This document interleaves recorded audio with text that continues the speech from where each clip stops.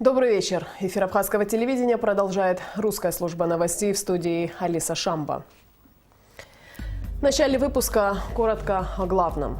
В Абхазии новый чемпион. Инар Кети стал победителем мирового первенства по вольной борьбе среди кадетов. Без крыши над головой. Пожар оставил на улице семью Челегава из села Тхина.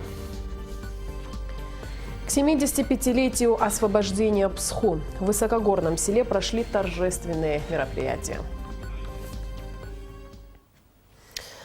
Завершился визит президента Республики Абхазия Рауля Хаджимба в Кабардино-Балкарскую республику и Республику Адыгея. В Кабардино-Балкарии по приглашению главы республики Юрия Кокова Рауль Хаджимба принял участие в торжествах по случаю Дня государственности и 460-летия единения народов Кабардино-Балкарии и России.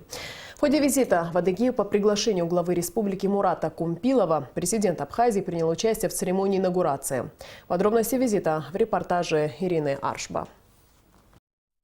8 сентября в Нальчике президент Республики Абхазия Рауль Хаджимба встретился с главой Кабардино-Балкарской республики Юрием Коковым. В ходе встречи руководители республик отметили давние и прочные культурные и духовные связи Абхазии и Кабардино-Балкарии. Укрепление наших отношений должно иметь продолжение, подчеркнул Рауль Хаджимба. Главы двух республик обсудили вопросы дальнейшего развития двусторонних отношений. После встречи президент Республики Абхазия Рауль Хаджимба в сопровождении главы Кабардино-Балкарской республики Юрия Кокова принял участие в торжественных мероприятиях, посвященных Дню государственности и 460-летию единения народов Кабардино-Балкарии и России. Рауль Хаджимба также посетил церемонию торжественного посвящения в юноармейца у стелы «Город воинской славы» и церемонию вручения государственных наград Российской Федерации и Кабардино-Балкарской республики в Доме правительства КБР.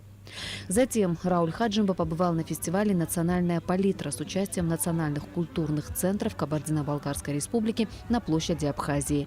На фестивале был представлен Национальный культурный центр «Абхазия» Фонда культуры Кабардино-Балкарии. 9 сентября по приглашению главы Кабардино-Балкарии Рауль Хаджимба и Юрий Коков совершили прогулку по исторической улице Нальчика, Кабардинской.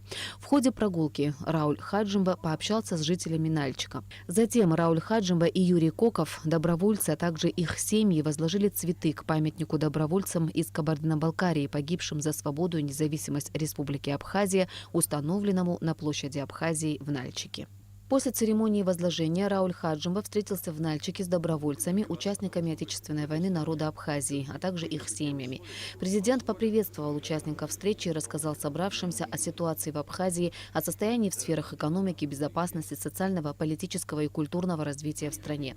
Касаясь вопросов социальной поддержки в отношении ребят, которые принимали участие в войне, и их семей, Рауль Хаджимба подчеркнул, что руководство Абхазии делает все, исходя из нынешних возможностей государства.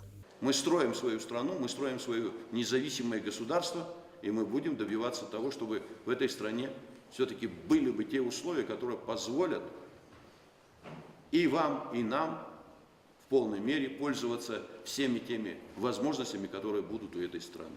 По мнению выступавших на встрече добровольцев, совместное участие в войне в защиту Абхазии было самой яркой страницей в истории абхазо-адыгской дружбы. Заместитель председателя Конгресса кабардинского народа во время Отечественной войны народа Абхазии 1992-1993 годов Жентимир Губачиков высказал благодарность президенту Абхазии и правительству Кабардино-Балкарии за помощь и поддержку участников войны, добровольцам, а также семьям погибших.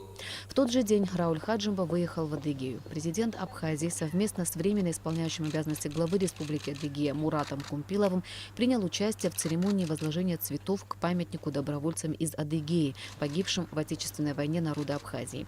В церемонии возложения также приняли участие добровольцы Адыгеи и представители абхазского студенчества в Майкопе. Рауль Хаджимба поприветствовал добровольцев и отметил, что очень важно сохранить память о тех людях, которые были с Абхазией в самые страшные годы.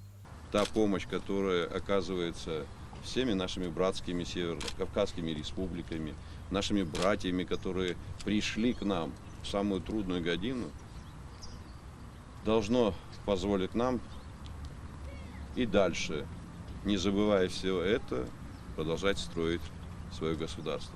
Мурат Кумпилов выразил благодарность президенту Абхазии за визит. По его словам, все жители Адыгеи неравнодушны к Абхазии и к ее народу. конечно, мы будем дорожить нашей дружбой и все сделаем для того, чтобы уверенно себя ребята чувствовали. С нашей стороны все, что возможно, это сделать.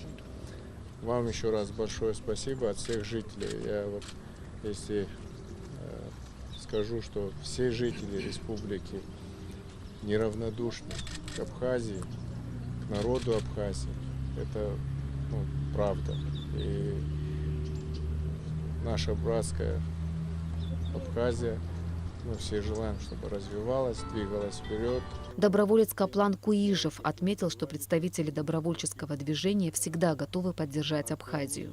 Мы с ребятами подтверждаем первому президенту присягу, которую давали, поэтому никаких отклонений от этого у нас нет. Надеемся, что под вашим Есть руководством... отклонение в возраст. Да, только по возрасту, а в остальном мы с вами всегда. Рауль Хаджимба также пообщался с абхазскими студентами, обучающимися в Адыгее.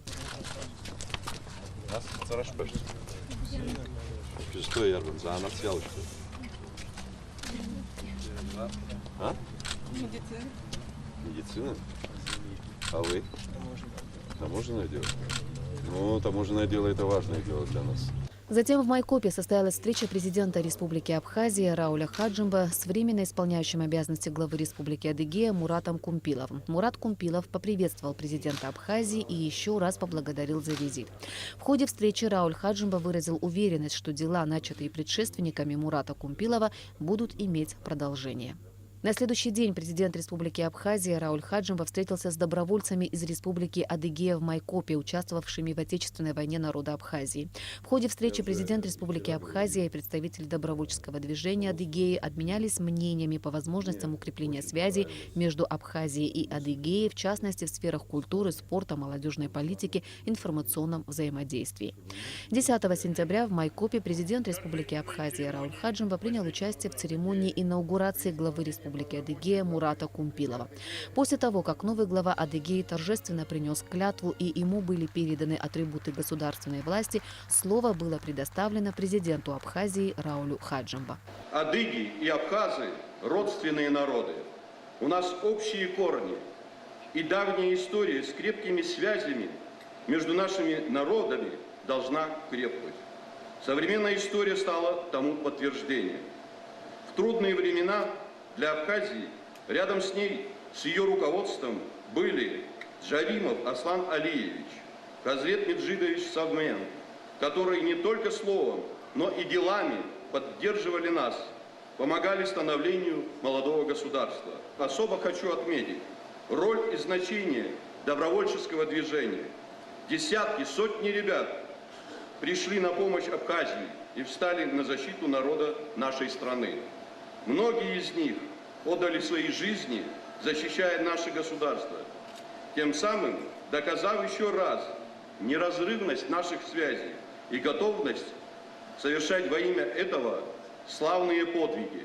Вечная слава добровольцам, не вернувшимся к своим очагам и семьям, и великая благодарность всем, кто и сегодня своим трудом и отношением подтверждает незыблемость наших братских связей. Визит президента Абхазии Рауля Хаджимба в Кабардино-Балкарскую республику и республику Адыгея завершился вечером 10 сентября. Ирина Аршба, Абхазское телевидение.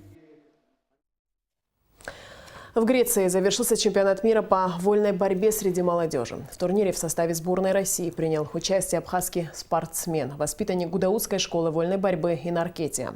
Обыграв в финале японского спортсмена Киншина Ито, Инаркетия стал победителем первенства в весовой категории до 63 килограммов. Это не первый успех молодого абхазского борца в этом году. В прошлом месяце Инаркетия великолепно выступил на чемпионате Европы, проходившем в Сербии. Выиграв с большим преимуществом у всех соперников, абхазский спортсмен стал чемпионом континента. Тогда по приезду на родину он обещал своему первому наставнику, известному тренеру Дзуки Бения, и всем соотечественникам, что сделает все возможное, чтобы достойно выступить на мировом первенстве. И слово свое он сдержал. Финальная схватка проходила с явным преимуществом нашего спортсмена.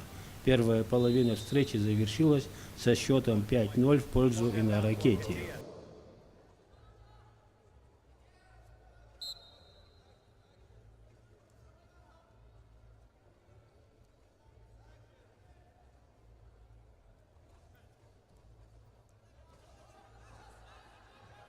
see a lot of short offense here, front headlocks for Japan. This time, Ito tries to step over it. Well, Katia, very creative. And I guess if you can have acrobatics while you're on the mat, comes around with the 2 points and the 3-0 lead. Now he's got a trapped arm gut. Can he load it to the right side? Steps up. Bad position for Ito to be in as Katia throws it through 4-2 and 2 confirmed. Всего минута понадобилась Инару Кетти во втором периоде, чтобы набрать еще 5 баллов. Таким образом, со счетом 10-0 досрочно за минуту до завершения схватки Инар Кетти стал чемпионом мира. Следует отметить, что финансовую поддержку молодому спортсмену оказал глава администрации Гудаутского района Руслан Ладарьев. Мы верим, что впереди у талантливого спортсмена большие победы на международной спортивной арене. And now back to the gut wrench for 2. Now it's 9. Shark is circling. Ito's going to need a bigger boat.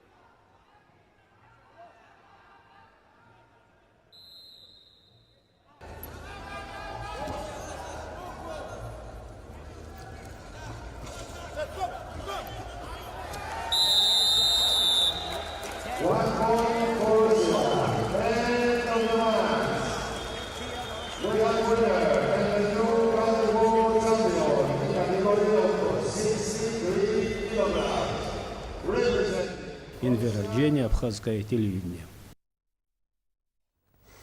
В Москве в Центральном доме литераторов прошла торжественная церемония вручения международной премии имени Фазилия Искандера. Премия была учреждена Русским пен-центром в августе 2016 года и присуждается в 3 номинациях – проза, поэзия, а также киносценарий по произведениям Искандера. Было представлено более 30 книг. В номинации «Проза» лауреатом премии Фазилия Искандера стал писатель Эдуард Русаков из Красноярска. В номинации «Поэзия» была награждена московская поэтесса Ганна Шевченко за книгу «Обитель перекрестка». В номинации «Киносценарий» победителем был признан драматург из Владикавказа Аслан Галазов. Это сценарий фильма по одноименному роману «Детство Чика».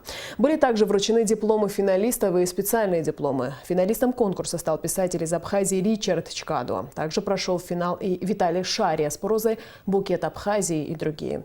Второй премиальный цикл международной премии Фазилия Искандера начнет работу с 3 января 2018 года. 9 сентября по случаю празднования 75-летней годовщины освобождения села Псху от немецких захватчиков в этом высокогорном селе прошел митинг. В нем приняли участие руководитель администрации президента Даур Аршба, ветераны войны, представители общественности, руководители Сухумской районной администрации. Подробности в репортаже Ренаты Шакая. Высокогорное село Псху – единственный населенный пункт Абхазии, куда во время Великой Отечественной войны смогли дойти немцы. В 1942 году немецким горным войскам удалось захватить территорию села, но триумф их не продлился и 2 месяцев. Ценой неимоверных усилий и потерь советские войска выбили оккупантов. 9 сентября по случаю празднования 75-летней годовщины освобождения от фашистских захватчиков в селе Псху прошел митинг. Сегодня исполняется 75 лет со дня освобождения села Псху от фашистских захватчиков. Это событие положило начало разгрому фашистских войск в Абхазии в годы Великой Отечественной войны 1941-1945 годов. В августе 1942 года фашистские войска вторглись в пределы Абхазии. Были заняты Клухорский, Балрухский, Санчарские перевалы, а 27 августа высокогорное село Псху. 1 сентября 1942 года 46-я армия Закавказского фронта перешла в наступление, и первый бой с немецкими захватчиками в селе Псху приняли бойцы Гудаутского батальона. 9 сентября после ожесточенных боев стратегически важное село Псху было полностью освобождено. Немцы отошли на Санчарский перевал и заняли оборону. Только к концу 1942 года все перевалы были отвоеваны, и силы советской армии были брошены на освобождение Северного Кавказа. На перевалах Кавказа сложили свои головы тысячи воинов-освободителей. Вот уже 8-е десятилетие мы свято чтим память тех, кто защитил Абхазию, нашу общую родину, Советский Союз, от самого страшного зла 20 века. От имени президента Рауля Хаджимба всем тем, кто принял участие в увековечивании памяти погибших, были вручены благодарственные письма, а ветеранам памятные подарки. Полностью репортаж Ренаты Шакай смотрите сразу после новостей. Сегодня в Абхазии отмечается печальная дата. 11 сентября исполнилось 22 года со дня убийства выдающегося ученого, государственного деятеля, кавалера ордена Ахтзепша первой степени Юрия Николаевича Воронова. Известный политик, сыгравший одну из ключевых ролей в жизни Абхазии, активный участник национально-освободительного движения абхазского народа, вице-премьер правительства Абхазии Юрий Воронов был убит 11 сентября 1995 года у порога своей квартиры в Сухуми. Заказчики и мотивы преступления до сих пор не установлены. Похоронен Юрий Николаевич у стен Абхазского государственного музея в Сухуми. Его именем названа улица и средняя школа номер 3. Без крыши над головой осталась семья Атара Челигава из села Тхина. Пожар произошел в воскресенье примерно в 8:30 утра. О причинах возгорания и его последствиях в репортаже Аманды Пония. Семья Челигава до сих пор не может прийти в себя после пережитого. В воскресенье с самого утра хозяева дома и соседи тушили вспыхнувший пожар. Однако справиться с огнем им не удалось. Пламя распространилось в течение 10-15 минут. Как рассказывает хозяин дома, ветеран Отечественной войны Утар Челигава, в это время он находился на работе. Ему позвонила дочка и сообщила о пожаре, но сделать уже ничего нельзя было. Двухэтажный дом, в котором жила семья из 5 человек, выгорел целиком. МЧСовцам позвонил, приехали с ними, когда приехали, уже все сожженное было. Второй этаж уже ничего не было. И начали тушить, но там уже нечего было тушить. И ничего не могли мы оттуда вывести. Просто сами они вышли, и все. До соседей подоспели, но уже невозможно было подойти. Вынести ничего не удалось. Все вещи, документы, посуда, мебель, все, что было нажито за годы, все превратилось в пепел. Семья фактически оказалась на улице. Просто вот это, что стоит, вот эта маленькая хибарка осталась. Нигде просто жить здесь. Коренной мой дом, наши отцы, деды, что делали за это, я мучился здесь, не уходил никуда. И вот вчера в течение 50 минут все сгорело, негде жить, ничего не имею. Предварительно причиной пожара стало замыкание электропроводки. Огонь начался со 2-го этажа, а стены дома были деревянные, поэтому пламя очень быстро распространилось. Сегодня мать с детьми приютили соседи, а сам Утар ночует в своей машине. Администрация села обещает по возможности поддержать семью и оказать содействие в восстановлении дома в кратчайшие сроки. Аманда Поня, Алена Адлиба, Абхазское телевидение. Министр по чрезвычайным ситуациям Абхазии Лев Квициня принял участие в празднованиях, посвященных очередной годовщине столицы Луганской Народной Республики, города Луганск, которые прошли 9 сентября. Как сообщает пресс-служба МЧС Абхазии, в рамках визита Квициня встретился с главой ЛНР Игорем Плотницким и министром чрезвычайных ситуаций Сергеем Иванушкиным.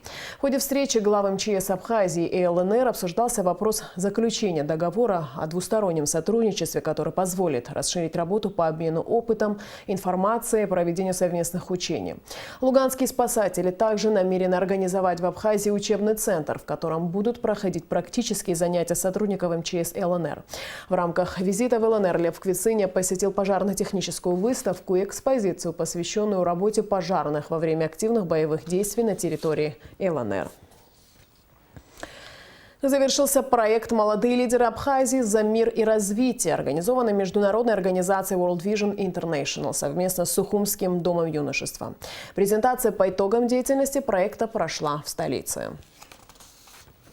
Проект «Молодые лидеры Абхазии за мир и развитие» длился ровно год. Он объединил более 500 детей из разных районов республики. Главная цель проекта – расширение возможностей молодежи Абхазии путем формирования, развития, совершенствования лидерских качеств и выработка навыков владения новейшими компьютерными технологиями. В рамках данного проекта мы также попытались предоставить доступ молодым людям из разных районов Абхазии к разным услугам дополнительного образования. То есть сегодня молодой человек должен уметь критически мыслить, уметь анализировать последствия принимаемых решений, уметь себя правильно позиционировать, уметь взаимодействовать в команде. В рамках проекта «Молодые лидеры Абхазии за мир и развитие» были созданы 10 молодежных клубов в Сухумском, Гулрыбском, Ачимчирском, Тхарчалском и Галском районах. Открыты 2 компьютерных класса на базе Сухумской 10-й школы и Галской школы номер 2.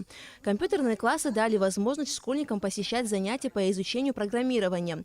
Помимо этого, за время проведения проекта были организованы встречи, где ребята имели возможность развивать организационные и ораторские способности, получили опыт командной работы и выступлений на публике. Те навыки, которые вы получаете в этих проектах, это навыки, которые вам позволят в этой жизни смело, с поднятой головой, открыто встречать все то, что нам, к сожалению, иногда преподносит не всегда хорошая жизнь. И поэтому навыки, как говорила Оксана, критического анализа, мышления – это те навыки, которые вам на самом деле помогут в будущем. Итогом совместной работы молодежных клубов и учащихся компьютерных классов стали 3 мобильных приложения на социально актуальные темы страны. Одно из приложений – мобильный тест на знание правил дорожного движения, который поможет водителям лучше ориентироваться на дороге и уменьшить количество ДТП. Также ребята презентовали карту достопримечательностей Абхазии с указанием доступа для посещения людьми с ограниченными возможностями. Эта карта поможет получить необходимую информацию как местным жителям, так и туристам. А для охотников школьники создали мобильную игру, которая поможет узнать о редких птицах Абхазии, занесенных в Красную книгу, и тем самым избежать их отстрел. Сами же участники признаются, что проект помог им реализовать себя в различных направлениях. Этот проект является очень уникальным для нас, уникальная возможность для нас получить какие-то знания, так как в Абхазии вообще эта отрасль инфобезопасность, информационные технологии, IT-технологии не развиты. И эти курсы нам помогли освоить эти азы, чтобы потом мы уже могли поступить в определенные вузы, начать работать. Для меня это было очень увлекательно. Я научилась программированию. Мы ездили с ребятами по разным городам, общались друг с другом, подружились. Всем участникам проекта были вручены грамоты и памятные подарки, а организаторы признались, что и в будущем планируют создать подобный проект. Аля Катрапш, Саида Гухава, Абхазское телевидение. Завтра, 12 сентября в 20 часов, состоится открытие 5-го юбилейного международного фестиваля «Органные вечера» в Пицунде. Фестиваль будет проходить по 17 сентября в Государственном концертном зале Пицунского храма. В нем примут участие органисты Абхазии и России, Государственная хоровая капелла Абхазии, дирижер Надар Чанба. Сухумский водоканал сообщает, что в связи с ремонтно-восстановительными работами по улице Имама Шамиля, проспект Аяйра, 12 сентября с 0 до 18 часов будет прекращена подача питьевой воды на Старом поселке, в центральной и нагорной частях города, в районах Виема и Маяка. Но сейчас прогноз погоды. По сообщениям синоптиков, завтра в Абхазии преимущественно ясная, теплая погода. Температура воздуха ночью плюс 20-22, днем 30-32 тепла. Температура морской воды плюс 26.